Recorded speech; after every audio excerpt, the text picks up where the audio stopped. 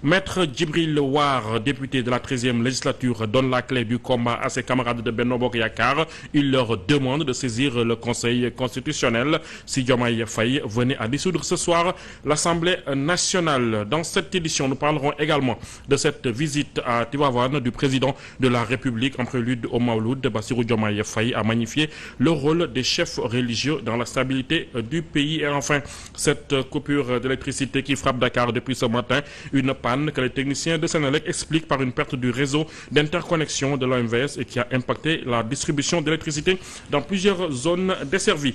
Voilà pour les titres. Le développement, c'est dans un instant.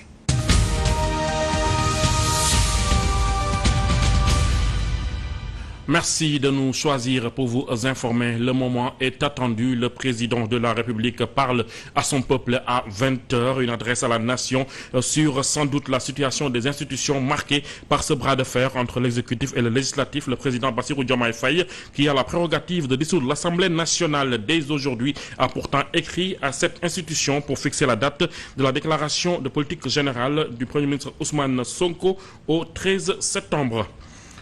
Maître Djibril War conseille aux députés de la 14e législature de saisir le Conseil constitutionnel si toutefois le président Bassirou Diomaye Faye venait à prendre la décision de dissoudre l'Assemblée nationale. D'après l'ancien parlementaire, rien ne justifie une telle décision et par redevabilité envers le peuple sénégalais, le chef de l'État doit respecter sa parole, celle qu'elle a donnée à l'hémicycle en choisissant la date du 13 septembre pour la tenue de la déclaration de politique générale du Premier ministre.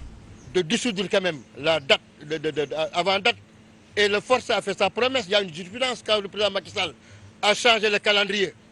Mais qui peut le plus peut le moins. Et les juges du Conseil constitutionnel n'ont pas le pouvoir d'autosaisine, mais ils doivent être saisis et se prononcer sur ça parce que ce n'est pas un cas de force majeure. Ce n'est pas un événement. C'est pas un événement donc imprévisible, irrésistible et étrange. C'est ça la définition. Donc c'est la tromperie à la limite et je pense qu'avec respect, le président Diomaye Faye, tel que je vois, ne devrait pas être poursuivi devant l'histoire et devant l'institution plus tard pour forfaiture. Au-delà du Sénégal, ces autres collègues présidents, on parle de rupture, mais ça sera un fait sans précédent. Un vieux m'a dit, avant l'indépendance, que ce qui se passe aujourd'hui est plus grave que ce qui est arrivé en 1962. L'ancien directeur de la solde, Charles-Émile Abdou-Ciss, estime que la dissolution de l'Assemblée nationale sera lourde de conséquences pour le pays, tant sur le plan juridique que sur les finances. Selon ce membre de la coalition Diomaye Président, il faut renouer avec le dialogue pour éviter les risques de dégradation de la démocratie. Alors que le compte à rebours pour la dissolution de l'Assemblée nationale a sonné, Charles-Émile Abdou-Ciss estime que cette dissolution comporte un risque majeur pour les finances publiques. Pour l'ancien directeur de la solde et membre de la coalition Diomaye Président, même si sur le plan politique, elle permettrait à la majorité d'asseoir sa mainmise sur l'Assemblée nationale. Elle comporte cependant pas mal de conséquences juridiques et budgétaires regrettables pour le pays. D'abord sur le temps exigible pour l'organisation des élections législatives, c'est-à-dire au minimum 3 mois comportant les étapes suivantes. Prise du décret portant convocation du corps électoral, organisation du parrainage, déroulement de la campagne, tenue du scrutin et publication des résultats. Par conséquent, au regard du caractère incompressible des délais, la nouvelle Assemblée ne peut être installée avant fin janvier 2025 selon lui. Or, l'examen du budget 2025 devrait intervenir à partir du 15 octobre, jour de l'ouverture de la seconde session ordinaire de l'année, consacrée presque exclusivement à l'examen du projet de loi de finances de l'année. Ensuite, en cas de dissolution, Charles-Émile Abdou-Ciss fait savoir que toutes ces opérations budgétaires présentes ou à venir, budget 2024, budget 2025, ne seraient pas légalement couvertes et le Sénégal plongerait dans une obscurité budgétaire inédite, puisque l'exécutif, en vertu du principe constitutionnel de la séparation des pouvoirs, ne peut s'autoriser à percevoir des impôts et à dépenser. Compte tenu de tous ces risques, l'ex-directeur de la solde pense qu'il faut renouer les fils du dialogue qui avait permis de contribuer à la tenue du scrutin avant la fin du mandat du président sortant. L'objectif serait pour lui de mettre fin à la crise actuelle par la tenue de la déclaration de politique générale, le retrait de la motion de censure, l'organisation du débat d'orientation budgétaire, l'examen et le vote des projets de loi de finances rectificatives 2024 et la loi des finances de 2025. Mamadou Kanté, en prélude à la célébration du Mawlud, le président de la République, Bassirou Diomaye Faye, a effectué une visite de courtoisie ce matin à Tivaouane au khalife général des Tidianes, Serigne Babacar Sy Mansour, accompagné d'une de ses dames et de membres du gouvernement. Le chef de l'État a été chaleureusement accueilli par les autorités religieuses et administratives de la ville sainte. Devant le khalife, le président Bassirou Diomaye Faye a réaffirmé son engagement à renforcer et à accompagner les confréries religieuses considérées comme le socle de la société sénégalaise. Il a également souligné l'importance de la direction des affaires religieuses pour l'enrôlement et l'implication des foyers religieux dans la gestion du pays. Le Sénégal dans le noir depuis ce matin. Un incident au poste électrique de Hann ce jeudi a entraîné des perturbations dans la fourniture de. Cet incident a également provoqué une perte du réseau d'interconnexion de l'OMVS, impactant ainsi la distribution d'électricité dans plusieurs zones desservies. Les équipes techniques de la Sénélec entièrement mobilisées ont commencé à rétablir successivement l'électricité vers 18h30. La tragédie de Mbour, nous en reparlons dans cette édition. Notre équipe dépêchée sur place a rencontré quelques rescapés du drame de dimanche dernier. Le traumatisme et le choc sont toujours bien présents. Ils sont revenus sur le déroulement des événements. Suivant ce reportage de Moussa Mané.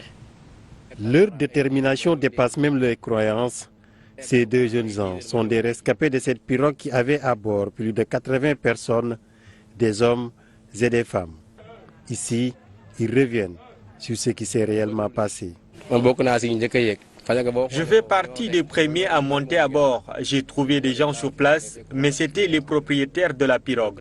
La pirogue avait commencé à prendre de l'eau et tout de suite, ceux qui ne savaient pas nager ont commencé à avoir peur.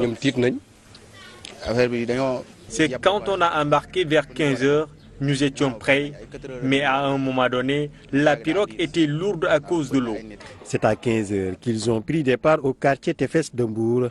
Tout se passait bien jusqu'au moment où la pirogue a commencé à prendre de l'eau, disent-ils, toujours sous le choc. En prenant la pirogue, ils ne s'attendaient pas à une telle situation. Ils ont été surpris par la tournure des événements, font-ils savoir. J'avais vraiment de l'espoir quand on a embarqué, tout y était. À un moment donné, j'ai réalisé que c'était la catastrophe et c'est comme ça que j'ai sauté pour nager et sortir. Mais j'entendais toujours des cris. Celui qui nous a menés lui-même était surpris. Il a commencé à orienter la pirogue quand la brise a frappé. Mais c'était trop tard. J'ai sauté pour sauver ma peau. J'y ai même laissé un de mes téléphones portables. Cependant, ils s'en remettent à Dieu et soutiennent que les raisons qui poussent les jeunes à prendre les pirogues sont multiples. C'est ma deuxième fois. La première fois, on n'a pas pu effectuer le voyage car le capitaine a été arrêté. C'est juste une question de sens. La mort, c'est Dieu qui le décide. Le quartier est si calme. À côté, une famille éplorée. Leur fille, Fatou Sambou, y a perdu la vie, laissant derrière un bébé. Elle faisait partie des filles qui partaient à la quête d'une vie meilleure. Malheureusement, sur place, la famille ne veut pas se prononcer sur la question. Amour, les recherches continuent sur la plage. Plusieurs personnes assistent à ces interventions intégrées, mais aussi désemparées. Elles déplorent le phénomène de la migration qui, malgré les nombreux décès enregistrés, continue d'attirer les candidats. Suivant ce reportage. Parce que ça fait 3 jours que je suis là. Ouais, tous les jours, je me présente ici en espérant avoir des nouvelles de survivants. Depuis avant-hier, nous avons mal au cœur car les secouristes ne cessent de trouver des corps. Même si nos enfants n'ont pas embarqué à bord, mais on a des mamans dedans.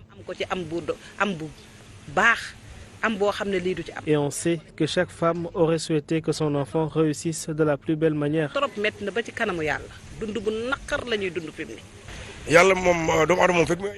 Je pense que les jeunes doivent beaucoup plus avoir de l'espoir, car tant qu'on est en vie, on doit se permettre d'espérer un avenir meilleur. Ne pas garder espoir peut nous amener dans des erreurs, surtout pour un enfant qui a à peine la vingtaine.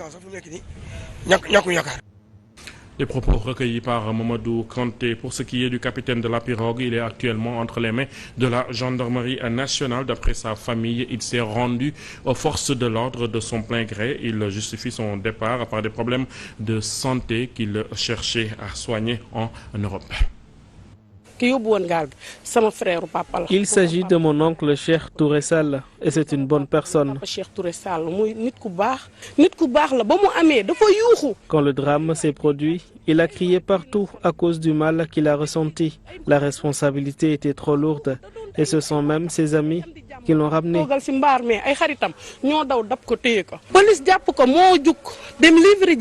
La police ne l'a pas arrêté. Il est lui-même parti se livrer. S'il voulait s'enfuir, il allait éteindre son téléphone, mais il ne l'a pas fait. C'est un responsable et il a avoué sa faute. Il voulait tout simplement bien faire, mais Dieu en a décidé autrement. On prie fort pour lui.